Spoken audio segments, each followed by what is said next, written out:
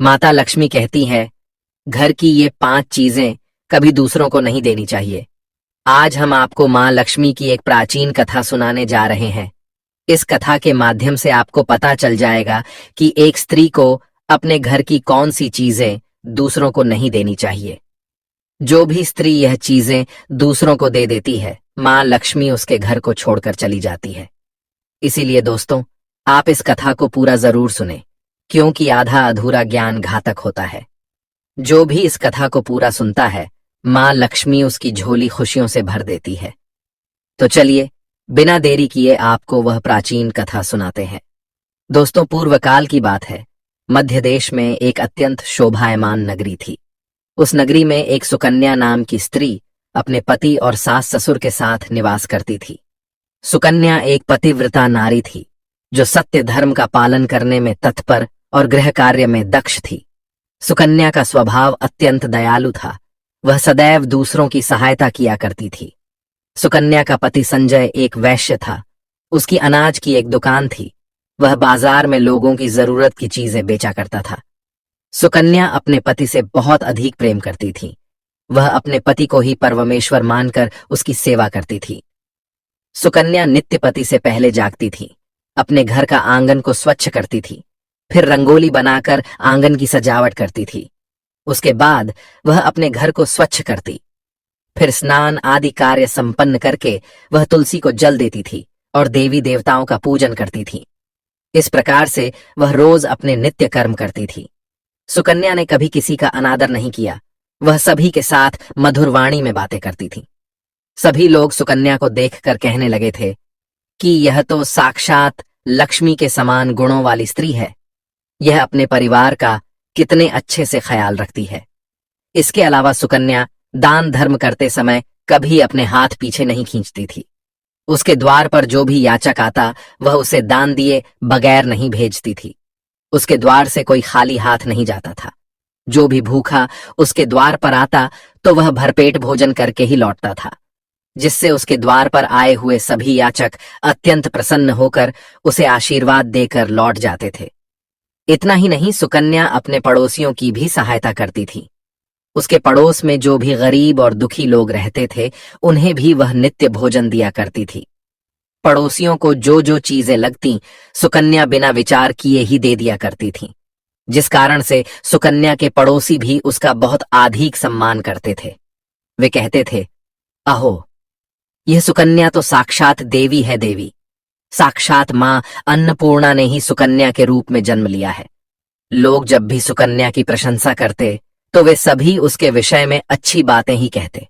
लेकिन लोगों की बातें सुनकर भी सुकन्या ने कभी घमंड नहीं किया। वह उन सभी को आदर और सम्मान से ही बातें किया करती थी। फिर एक दिन की बात है, सुकन्या की एक पड़ोसन उसके घर पर आती है। सुकन्या उसका स्वागत करती है और बड़े प्रेम से उसे कहती है, हे बहन, हमारे घर में तुम्हारा स्वागत है। आज किस कारण से तुम्हारा मेरे घर पर आगमन हुआ है? यदि कोई वस्तु चाहिए तो मुझसे मांग लो, मैं तुम्हारी अवश्य मदद करूंगी। सुकन्या की पड़ोसन कहती है, हे सुकन्या बहन, आज मेरे घर पर बहुत से रिश्तेदार आए हैं। उनके लिए मैं भोजन बना रही हूँ, इसीलिए मैं तुम्हारे पास रोटी बनाने के लिए चकला बेलन और तवा मांगने आई हूँ। यदि तुम कुछ समय के लिए मुझे चकला बेलन और तवा दे दोगी तो बड़ी कृपा होगी। मैं काम हो जाने के बाद तुम्हें जल्दी ही लौटा दूंगी। सुकन्या कहती है, हे बहन, इसमें क्या बड़ी बात है? अभी मुझे चकला बेलन की आवश्यकता नहीं है, इसीलिए तुम मेरा चकला बेलन और तवा ले जा सकती हो। रुको, मैं अभी तुम्हें लाकर देती हूँ। फिर सुकन्या रसोई घर में जाती है और रसोई घर से चकला बेलन और तवा लाकर उस पड़ोसन को देती है। तब पड़ोसन कहती है, हे बहन, तुम्हारा बहुत बहुत धन्यवाद। आज तुमने मेरा काम सफल कर दिया। मैं अपने मेहमानों को भोजन कराकर तुम्हारा चकला बेलन जल्दी से लौटा देती हूँ। सुकन्या कहती है, हे बहन, चिंता की कोई बात नहीं है। जब तुम्हारा कार्य पूर्ण हो जाएगा तब तुम मुझे लौटा देना। फिर वह पड़ोसन सुकन्या का चकला बेलन और तवा लेकर चली जाती है। कुछ समय बाद अन्य एक स्त्री सुकन्या के घर पर आती है। सुकन्या उसका भी प्रेम से स्वागत करती है और पूछती है, पधारो बहन, आज तुम्हें मुझसे क्या काम है? संकोच ना करो और बताओ, तुम्हें मुझसे क्या चाहिए? मैं तुम्हारी मदद जरूर करूंगी। तब वह स्त्री कहती है, हे बहन, मेरे घर में बहुत गंदगी हो गई है और मेरे घर को साफ करने के लिए मेरे पास कुछ भी नहीं है। इसीलिए मैं तुम्हारे पास झाड़ू मांगने के लिए आई हूँ। यदि तुम्हें कोई समस्या ना हो तो कृपा करके मुझे अपने घर की झाड़ू दे दो। मैं अपना घर साफ करके तुम्हें झाड़ू लौटा दूंगी। सुकन्या बिना विचार किए ही कहती है, हे बहन, बस झाड़ू ही तो है, इसमें क्या समस्या हो सकती है? तुम रुको, अभी मैं तुम्हें अपने घर की झाड़ू लाकर देती हूँ। इतना कहकर सुकन्या घर के अंदर जाती है और झाड़ू लेकर आती है और उस स्त्री को दे देती है। वह स्त्री सुकन्या के घर की झाड़ू लेकर चली जाती है। फिर कुछ देर बाद अन्य एक स्त्री सुकन्या के घर पर आती है। सुकन्या उसका भी बड़े प्रेम से स्वागत करती है। सुकन्या कहती है, पधारो बहन, क्या बात है, आज मेरे घर पर किस कारण से आना हुआ? तुम्हें जो कुछ भी चाहिए निसंकोच होकर कहो, मैं तुम्हारी सहायता करने का प्रयास अवश्य करूंगी। तब वह स्त्री कहती है, हे सुकन्या बहन, तुम बड़ी दयालु हो। मैंने तुम्हारे बारे में बहुत सुना है और तुम सभी की मदद करती रहती हो। इसीलिए मैं तुम्हारे पास एक छोटी सी मदद मांगने के लिए आई हूँ। सुकन्या कहती है, हे बहन, संकोच ना करो, तुम्हें जो कुछ भी चाहिए मांग लो। यदि मेरे बस में होगा तो मैं मना नहीं करूंगी, मैं तुम्हारी सहायता अवश्य करूंगी। तब वह स्त्री कहती है, हे सुकन्या बहन, आज मेरी बेटी को देखने के लिए लड़के वाले आ रहे हैं, इसीलिए मैं चिंता में हूँ। मेरे पास पहनने के लिए एक भी गहना नहीं है, तो मैं अपनी बेटी को क्या दूँ? उसके पास पहनने के लिए अच्छे वस्त्र भी नहीं है। इसीलिए कृपा करके मुझे आप थोड़े गहने और वस्त्र उधार में दे दीजिए, केवल एक दिन के लिए। जब लड़के वाले देखकर चले जाएंगे तो मैं तुम्हारे गहने लौटा दूंगी। उस पड़ोसन की बात सुनकर सुकन्या कहती है, बस इतनी सी बात? हे बहन, तुम चिंता मत करो, तुम्हारी पुत्री मेरी छोटी बहन के जैसी है, उसकी सहायता मैं अवश्य करूंगी। मैं अभी तुम्हें मेरे गहने और साड़ी देती हूँ, जिसे पहनकर तुम्हारी पुत्री राजकुमारी लगेगी।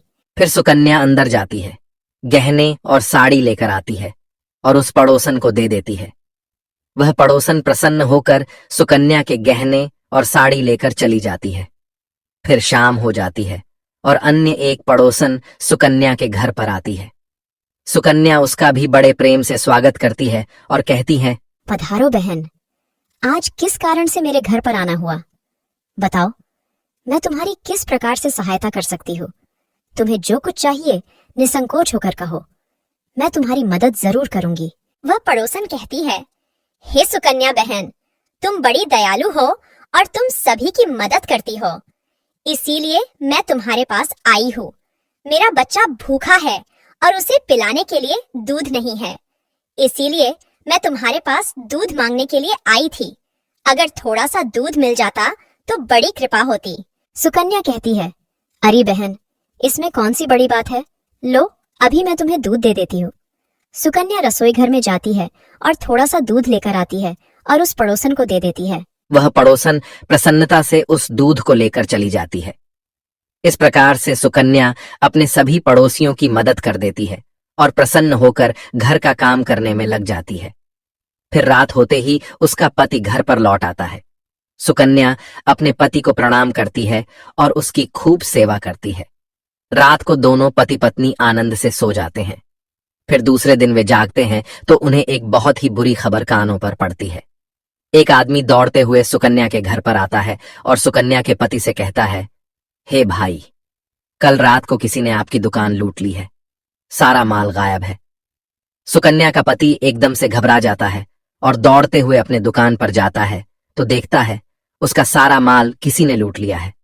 वह देखता है कि उसके दुकान में रखा हुआ सारा धन भी चोरी हो चुका है। वह दुखी और निराश होकर घर पर लौटता है और सुकन्या को सारी बात बताता है, जिसे सुनकर सुकन्या बहुत दुखी हो जाती है। सुकन्या कहती है, आप चिंता न कीजिए जी, हमारे घर में अभी बहुत सारा धन रखा हुआ है, जिससे आप फिर से व्यापार शुरू कर सकते हैं। फिर सुकन्या अपने घर की तिजोरी में देखती है तो वह भी पूरी तरह खाली दिखाई देती है। उसके अंदर का भी सारा माल अब चोरी हो चुका था। यह देखकर सुकन्या बहुत दुखी हो जाती है। उसे समझ में नहीं आता कि यह कैसे हुआ। सुकन्या का पति उस पर बहुत क्रोधित हो जाता है और पूछता है, सुकन्या, सच सच बताओ, हमारे घर के अंदर रखा हुआ सारा पैसा कहाँ गया? सुकन्या कहती है, हे स्वामी, मैं घर पर ही थी, सारा धन तिजोरी में ही था, किसने इसे चुरा लिया पता नहीं। कृपया आप शांत हो जाइए, हम कोई न कोई उपाय जरूर ढूंढ लेंगे।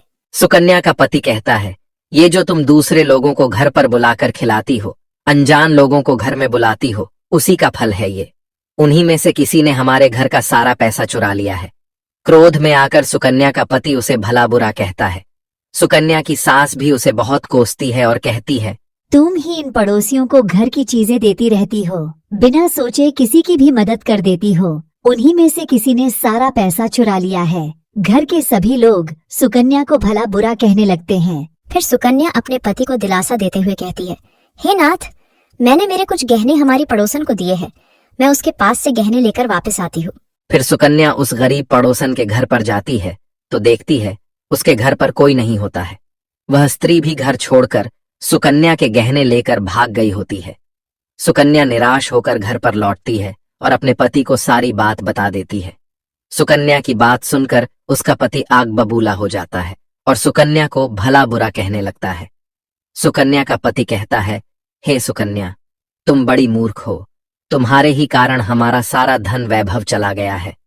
तुम्हारे दान देने की आदत के कारण ही हमारे ऊपर यह मुसीबत आन पड़ी है।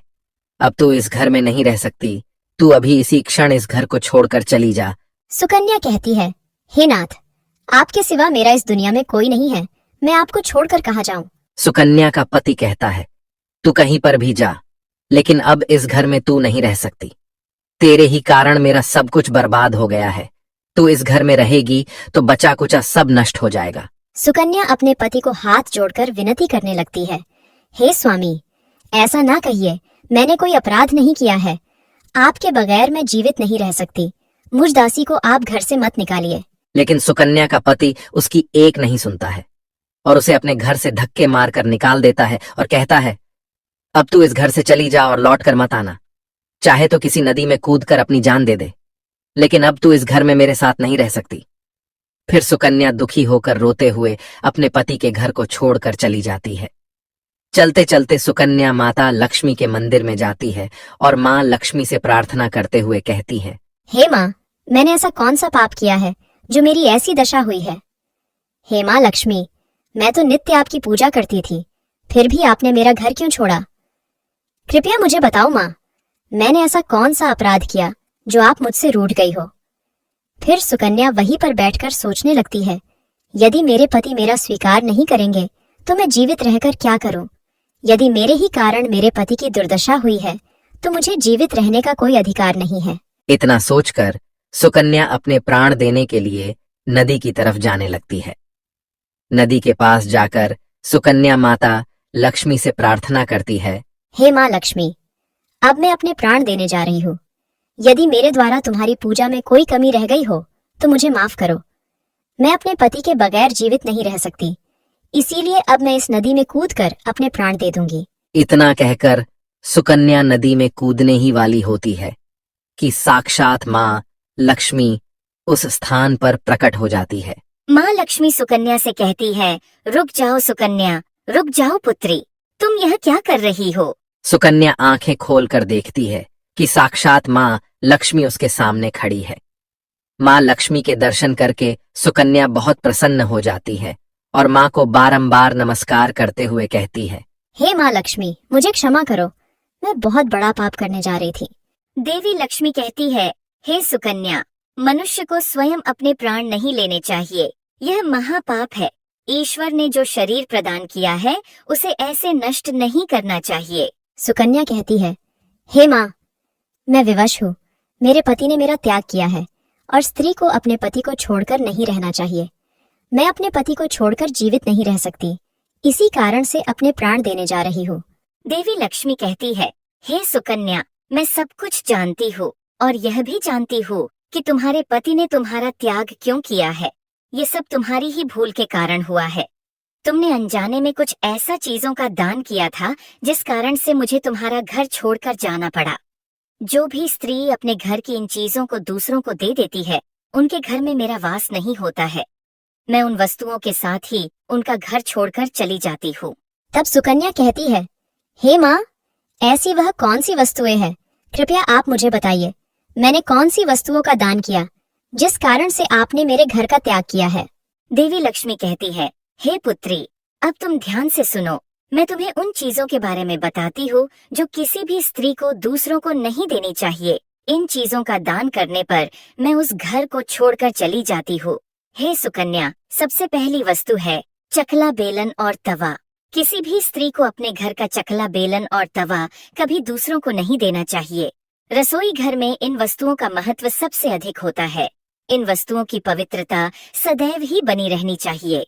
इन्हीं वस्तुओं से भगवान विष्णु को प्रसाद बनाया जाता है और तवे पर बनी पहली रोटी भी गाय को खिलाई जाती है। इसीलिए इन वस्तुओं को हमेशा स्वच्छ और शुद्ध रखना चाहिए। दूसरों को देने पर ये अपवित्र हो सकती है और फिर इनका उपयोग करना अशुभ फल प्रदान करता है। इसीलिए सुकन्या, तुमने अपने रसोई घर के चकला बेलन और तवा अपनी पड़ोसन को देकर पहली सबसे बड़ी भूल की है। आगे माँ लक्ष्मी कहती है, हे सुकन्या, अब तुम दूसरी वस्तु के विषय में सुनो। तुमने अपनी पड़ोसन को अपने घर में रखी हुई झाड़ू ही दे दी।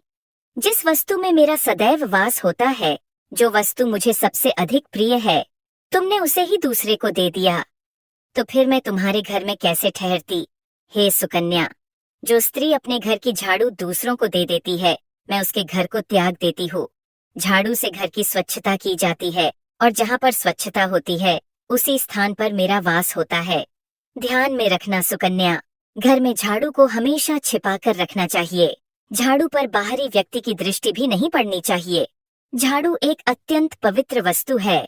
इसे पैर नहीं लगाना चाहिए और इससे कभी विष्ठा आदि प्रकार की गंदगी साफ नहीं करनी चाहिए। माँ लक्ष्मी कहती है, हे सुकन्या, अब तुम तीसरी वस्तु के विषय में सुनो, जो एक स्त्री को कभी दूसरों को नहीं देनी चाहिए। वह वस्तु है आभूषण। एक स्त्री को अपने आभूषण कभी अन्य महिला को नहीं देने चाहिए। मैं सदैव ही आभूषणों में वास करती हूँ। स्त्री के 16 श्रृंगार में गहनों का बहुत अधिक महत्व होता है। एक विवाहित स्त्री को अपने आभूषण कभी अन्य स्त्री को पहनने के लिए नहीं देने चाहिए।